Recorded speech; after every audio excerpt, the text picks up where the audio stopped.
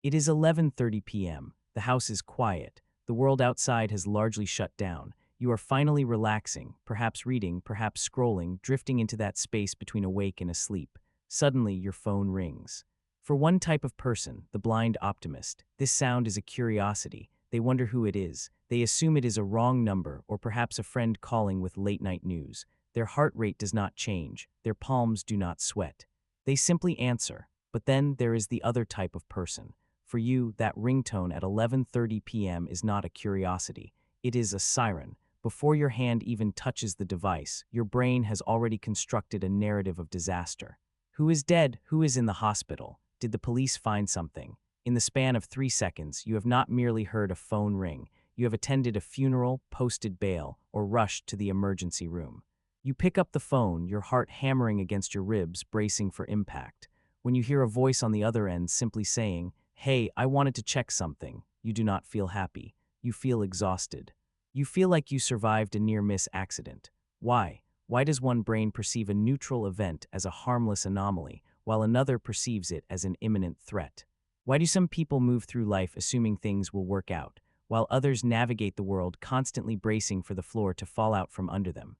More importantly, how does this specific wiring create the kind of person who eventually decides they do not need friends, circles, or support systems? If you are the person who jumps to the worst-case scenario, stick with me. We are not simply talking about anxiety. We are talking about a highly developed, often misunderstood psychological architecture. We are going to explore the psychology of the defensive pessimist, the catastrophizer, and the hyper-independent. By the end of this video, you might finally understand why you push people away. You might realize that what you thought was a flaw is actually a specific, sharp survival strategy. To understand the person who does not need friends, the person who retreats into themselves when the world gets loud, we must break this down into 3 distinct psychological motivations. On the surface, they all look the same: quiet, independent, perhaps distant. Internally, their reasons are completely different. The first group operates under a heavy, invisible shield. For them, expecting the worst is not a personality quirk. It is a scar. Psychologically, the brain is designed to be a prediction machine. It uses past data to predict future outcomes. If your past data, your childhood, your early relationships, your formative years, was filled with stability, your brain predicts safety. For the people in this first group, the data tells a different story.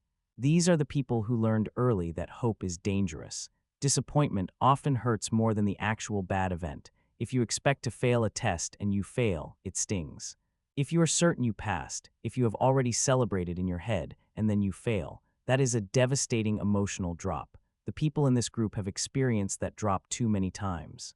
Perhaps a parent promised to be there and was not. Perhaps a friend betrayed a secret. Perhaps they leaned on someone and that person collapsed under the weight.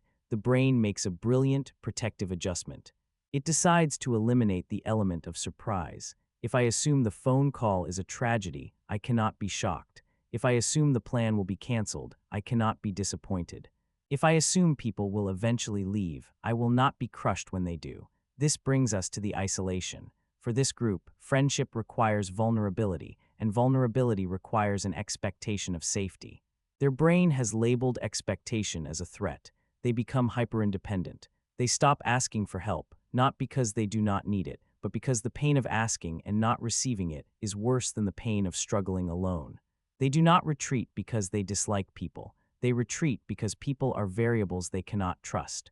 By needing no one, they ensure that no one can ever hurt them again. It is a fortress of solitude built out of necessary defense. They protect their peace by pre-accepting the worst possible outcome, being alone. Once you accept the worst, it loses the power to hurt you. Then there is the second group. This involves the psychology of catastrophizing. Modern therapy often treats catastrophizing as a cognitive distortion or a mistake in thinking. We are told to stop doing it. We are told to think positively. For this group, however, catastrophizing is not a mistake. It is a method. Return to the phone ringing at midnight. This person thinks someone has died. Is it because they want someone to die? No, it is because death is the scenario that requires the most immediate, complex response. If they assume it is a wrong number and it is an emergency, they will be caught off guard. They will be blindsided.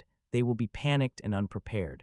This personality type hates being unprepared more than anything else. Their brain instantly jumps to the most extreme scenario to begin running simulations. If it is the hospital, I need my keys. I need to know where my shoes are. I need to know how much gas is in the car. In the split second before they answer, they have packed a mental go bag. They are trying to control the uncontrollable by pre-living the disaster. Relationships are the ultimate uncontrollable variable. You cannot script another human being. Friends are messy. They have moods, they change plans, they have crises, and they introduce chaos into a carefully curated ecosystem. For this individual, unpredictability triggers that same catastrophizing loop. Every unreturned text is a potential conflict. Every mood shift is a potential abandonment. To maintain a friendship, this person's brain has to run thousands of worst-case scenario simulations a day to feel prepared for the interaction. That is exhausting. It leads to social fatigue. It is not that they dislike their friends. It is that the maintenance of the friendship requires a level of mental processing power they cannot afford to spend. They withdraw. They choose the path of least resistance. Being alone is predictable. When you are alone, the temperature of the room is exactly what you want it to be. The schedule is yours. The variables are zero. They do not need friends because needing things involves surrendering control, and for them, surrender feels dangerous. Finally, we have the third group. This is often the most misunderstood. These are the defensive pessimists. Unlike the first two groups, this behavior is not rooted in trauma or crippling anxiety. For this group, expecting the worst is a productivity tool. There is a concept in psychology called defensive pessimism. Research shows that some people perform better when they are allowed to imagine everything going wrong. Consider a lawyer before a big trial. If they are a blind optimist, they walk in thinking they have already won because the jury loves them. They might be confident, but they might also be lazy. The defensive pessimist walks in thinking the witness might lie, the judge might be in a bad mood, or the evidence might be thrown out. Because they visualize these failures, they prepare for them. They have a backup plan for the backup plan. They study harder. They sharpen their arguments. Their anxiety is not paralyzing, it is mobilizing. They harness fear and turn it into fuel. Here is the catch. This strategy requires immense focus. To run these simulations and prepare for every disaster requires a state of deep, uninterrupted internal work. People, friends, and crowds are distractions. When a defensive pessimist is in preparation mode, well-meaning friends trying to cheer them up are actually sabotaging their process. When a friend says not to worry, it strips the defensive pessimist of their primary tool. They need to worry. The worry is how they ensure it will be fine. They distance themselves from the optimists. They distance themselves from people who demand lightheartedness, because lightheartedness feels reckless. They do not need friends who try to dismantle their armor. They need the space to strategize. They are the captains of the ship who stay on the bridge staring at the radar for icebergs while everyone else is dancing below. They are not antisocial, they are on duty. You cannot be on duty and be the life of the party at the same time. We have the trauma survivors protecting themselves from pain. We have the control seekers protecting themselves from chaos. We have the defensive pessimists protecting themselves from failure. If you see yourself in any of these groups, you have likely felt the judgment of the world. Society loves the optimist. Society loves the extrovert.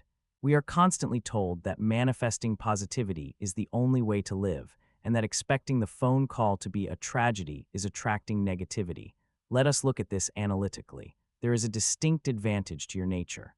The people who expect the worst are rarely the ones who cause the crisis. They are the ones who solve it. When a real emergency happens, when the accident occurs, when the economy crashes, when the pandemic hits, the blind optimist is often paralyzed by shock. Their worldview has been shattered. They waste precious time in denial. You do not waste a second. You have lived this moment in your head 10 times. You know where the exits are. You have the savings account. You have the emotional callus to withstand the shock. While others panic, you are strangely calm. You are operating in your native environment. However, we must be honest about the cost. Living in a state of constant readiness creates a chronic flood of cortisol. Your body is always fighting a tiger that has not attacked yet. The emotional cost is higher.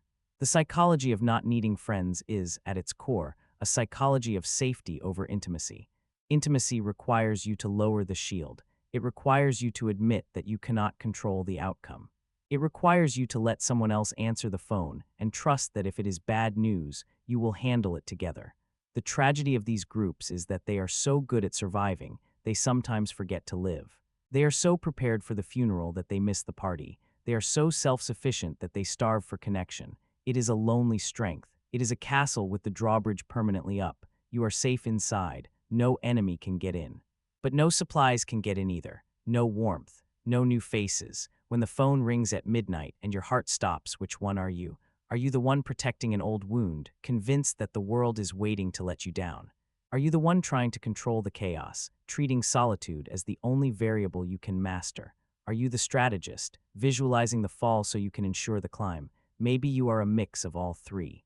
Maybe you have convinced yourself you do not need friends because admitting you need them is the most terrifying worst-case scenario of all. There is no shame in this. This is your wiring. It has kept you safe. It has made you reliable. It has made you the person others turn to when the sky actually falls. I want to leave you with a question for your next quiet night. You have spent your life preparing for the worst. You have built walls, strategies, and simulations to ensure that when the bad thing happens, you will remain standing. But what if the bad thing does not happen? What if the phone rings and it is a voice wanting to say hello? What if the friend does not betray you? What if the project succeeds without you worrying it into existence? If you spend all your energy preparing for the disaster, you have no energy left to enjoy the peace you fought to secure. Sometimes the bravest thing is not to prepare for war. It is to lower the weapon, unlock the door, and risk letting someone in. You are strong enough to survive the worst. You have proven that. The real question is whether you are brave enough to accept the best. Which group did you resonate with the most? Does your independence come from strategy, or does it come from a need for control? Let me know in the comments. We rarely get to talk about this side of psychology without being told to smile more. If this video made you feel seen, or if it explained why you function the way you do, hit the subscribe button. We are building a community here for the people who think deeper. Hit the like button. It helps this video find the other people out there who are currently staring at their phones, wondering if they should answer. I will see you in the next one.